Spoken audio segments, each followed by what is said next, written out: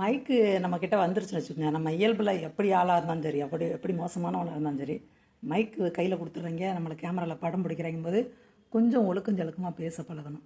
ஒருத்தர் பண்ணுறது எல்லா இடத்துலையும் அப்படி பரவிடும். சினிமா பார்த்துட்டு வெளியே வருவாங்க, அவங்கக்கிட்ட கேள்வி கேட்பாங்க. அவங்க இப்போ இதை பார்க்குறாங்களா, அவங்க நோக்கம் போல் பேசுவாங்க. இப்படி எங்கேனாலுமே பொதுமக்கள்கிட்ட மைக்க நீட்டினா அந்த பொதுமக்களாக இருக்கிறவங்களுக்கு இந்த இடத்துல நம்ம கொஞ்சம் ஒரு மாதிரி பேசுனா தான் நம்ம வைரலாக வேண்டாம் அப்படின்ற ஒரு மனநிலை வந்துடும். அதனால் இது தப்பான செயல், அருவருப்பான செயல் அப்படின்னு நான் சொல்கிறேன்.